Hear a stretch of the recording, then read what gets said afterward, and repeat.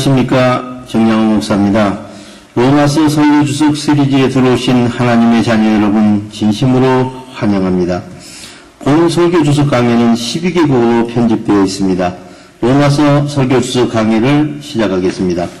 로마서 설교주석 제42강. 오늘은 로마서 5장 7절로 9절을 본문 말씀으로 로마서 설교주석 제42강을 시작하겠습니다. 로마서 본문을 봉독하겠습니다. 의인을 위하여 죽는 자가 쉽지 않고 선인을 위하여 용감히 죽는 자가 혹있거니와 우리가 아직 죄인이었을 때 그리스도께서 우리를 위하여 죽으심으로 하나님께서 우리에 대한 자기의 사랑을 확증하셨느니라. 그러면 이제 우리가 그의 피로 말미암아 의롭다 하심을 받았으니 더욱 그로 말미암아 진노하심에서 구원을 받을 것이니 의인을 위하여 죽는 자가 쉽지 않고 선인을 위하여 용감히 죽는 자가 혹있거니와의 의미를 말씀드리겠습니다. 사랑하는 형제 자매 여러분, 의로운 자를 위하여 죽으려는 사람도 별로 없고 선한 자를 위하여 죽으려 해도 용기를 내야 할 것입니다. 인간 사랑의 가장 최고는 무엇인가? 자신의 목숨을 바쳐서 타인의 생명을 유지시켜주는 것일 것입니다.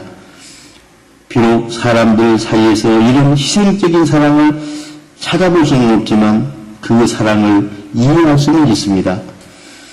이런 식의 희생을 베푸는 사람과 혜택을 받는 사람 사이에 성경의 법으로 어떤 언약관계가 설정되어야 가능할 것입니다.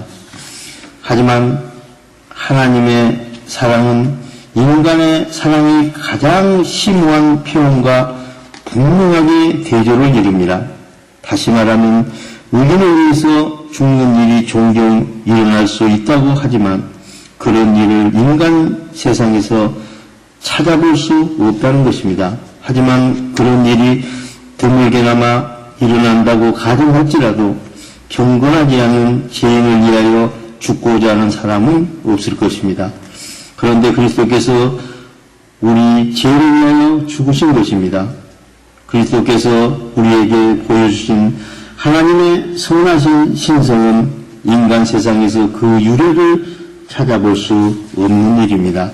성경적으로 의로운 것은 그리스도 평강의 피를 통하여 의롭다함을 받아 하나님과 관계가 올바로 정립되는 것을 말하며 선하다는 것은 하나님의 의도와 목적에 부합한 상태를 말하는 것입니다.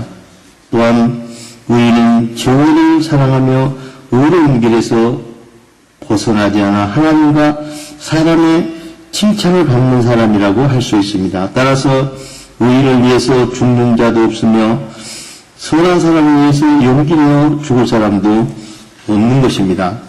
정의를 사랑하는 의무감으로 의인을 위해 죽기도 어렵고 사랑에서 오는 동정으로 죄인을 위해 죽을 수도 없다는 뜻입니다.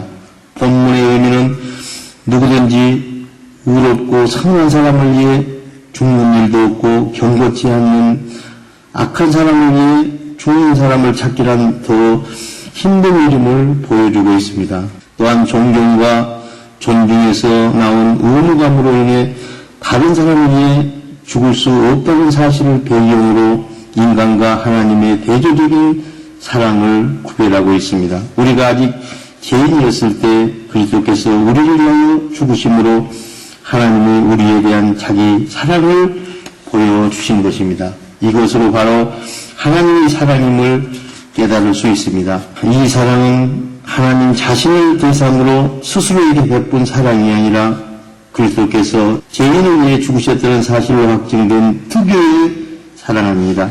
하나님의 사랑은 여기에서 그리스도의 십자가의 죽음과 직결됩니다. 그리스도의 죽음은 하나님의 사람을 향하신 사랑의 표현인 것입니다. 그리스도의 죽음이 하나님의 사랑을 강요하거나 유도하는 것이 아니라 우리 죄를 위한 하나님의 유일한 사랑이 그리스도의 죽음까지 계획하게 하셨던 것입니다. 하나님의 사랑은 우리 안에 있는 강력한 힘이며 그 특성은 십자가 사건 속에서 나타납니다. 우리가 아직 죄인이고 우리가 아직 연약할 때라는 이 두 초점은 그것도 그들이 아직 죄인 상태에 있을 때 사랑을 베풀어 주신 것입니다. 그리스도의 죽음은 인간의 죄성을 고려한 것이며 죄인된 사람들을 받을 구원을 생각해서 취해진 하나님의 심오한 사랑의 결단인 것입니다. 우리가 아직 죄인이었을 때 그리스도께서 우리를 위하여 죽으심으로 하나님께서 우리에 대한 자기의 사랑을 확정하셨느니라의 의미를 말씀드리겠습니다. 사랑하는 형제 자매 여러분, 우리가 여전히 죄인일 때 그리스도께서 우리를 위해 돌아가심으로써 하나님께서 우리에 대한 자기의 사랑을 확증하셨습니다.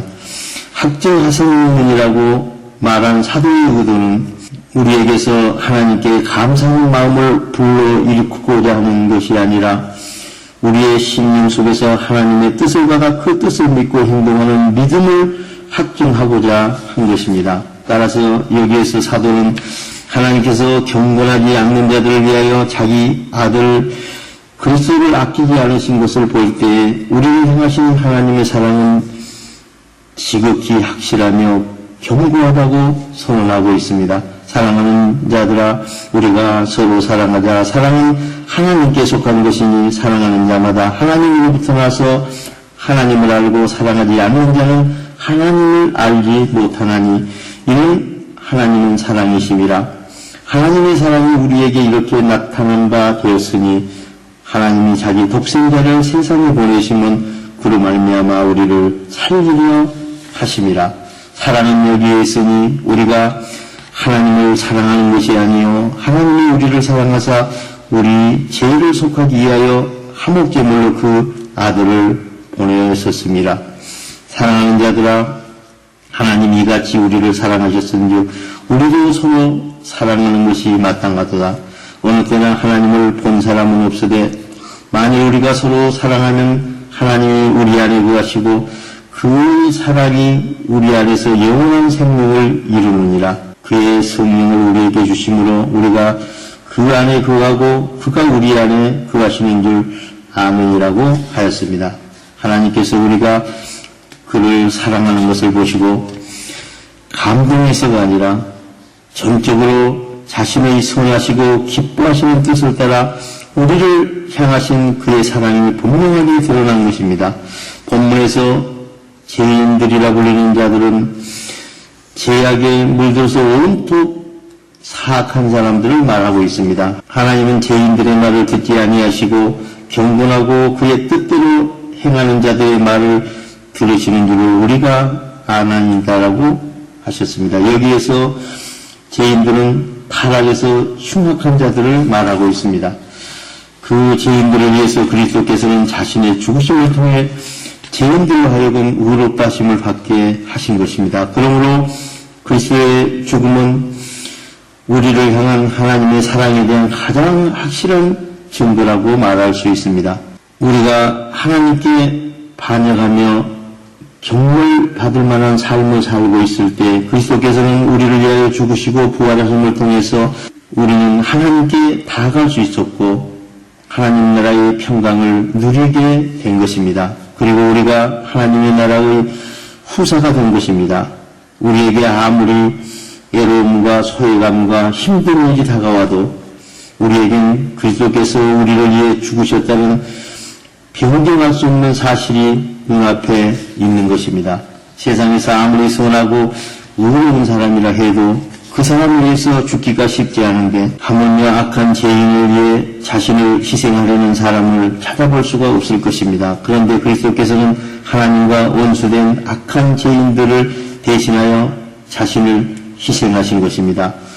사랑은커녕 형벌을 받아야 마땅할 죄인을 대신하여 자신을 내어주시는 사랑을 우리에게 보여주신 것입니다.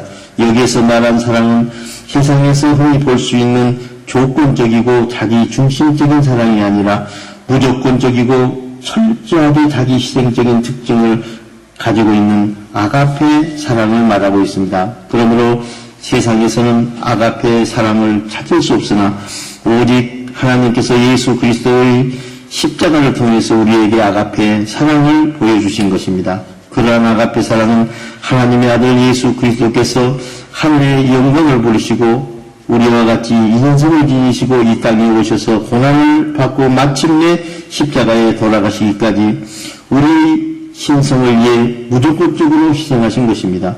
우리는 이러한 사랑을 통해서 하나님께서 우리를 사랑하신다는 사실을 확실하게 알 수 있게 된 것입니다.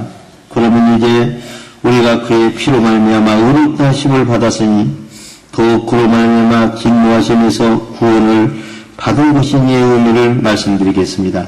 사랑하는 형제 자매 여러분, 우리가 그리스도의 평강의 피로 의롭다 하심을 얻고 또 다른 축복으로서 미래의 진노하심에서 구원을 얻은 것입니다. 본문에서 더욱이라는 표현은 하나님께서 그리스도의 평강의 피로 우리를 의롭다 하신 것을 우리가 그리스도의 말미암아 진노에서 구원을 얻었다는 사실이 더욱 분명해진 것입니다. 또한 하나님께서 그리스도의 평강의 피로 우리를 의롭다 하시고 미래의 진노에서 우리를 건져내신다는 확실한 확증을 받은 것입니다. 그러므로 우리는 그리스도의 평강의 피로 말미암아 의롭다함을 받았습니다. 그런데 이 사실은 단순히 의롭다함 그 자체에 그치는 것이 아니라 훨씬 더 나아가서 우리 미래의 영원한 생명까지 큰 영향을 끼치게 되는 것입니다.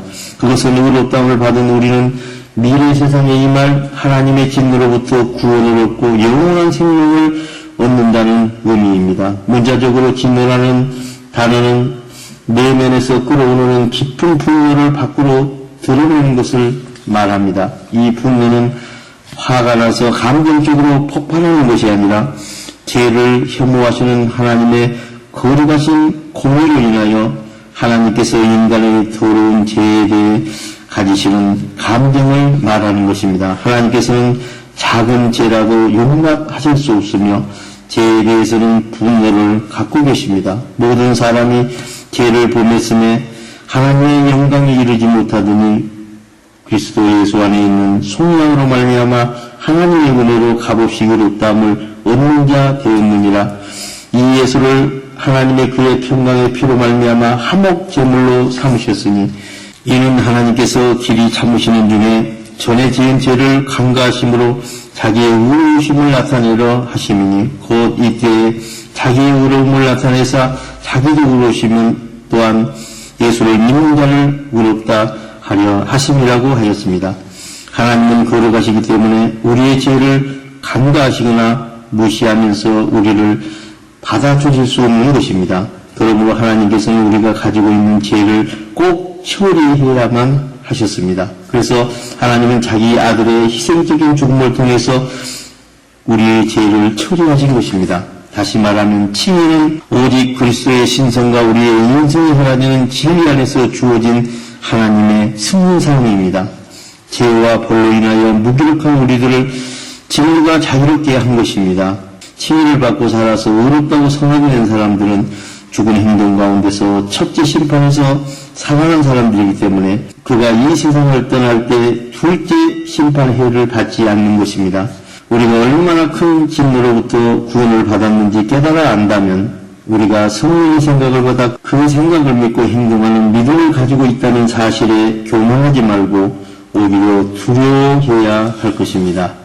땅의 심판 때 땅의 임금들과 왕족들과 장군들과 부자들과 강한 자들과 모든 종과 자유인이 굴과 산들의 바위 틈에 숨어 산들과 바위에게 말하되 우리 위에 떨어져서 보좌에 앉으신 그의 얼굴에서와 그 어린 왕의 진노에서 우리를 가리라. 그들이 진노의 큰 날이 이르렀으니 누가 능히 서리요 하더라고 말하고 있습니다. 본 설교 주석은 유튜브와 카카오 스토리와 카카오 채널과 페이스북과 네이버에서 정명호 목사를 치고 들어가서 보실 수 있으며 www.abc4.org에서 보실 수 있습니다. 본 설교 주석의 원고가 필요하신 선교사님께서는 이메일 qw4400 골뱅이 네이버닷컴으로 신청하시면 12개 국어 설교서 원고를 보내드리겠습니다. 우리 모두 마음의 평강을 소유하고 성령의 생각으로 하나님의 진리 안에서 행동하는 하나님의 자녀의 신분을 회복하시기를 우리 주 예수 그리스도 이름으로 축원드립니다. 대단히 감사합니다.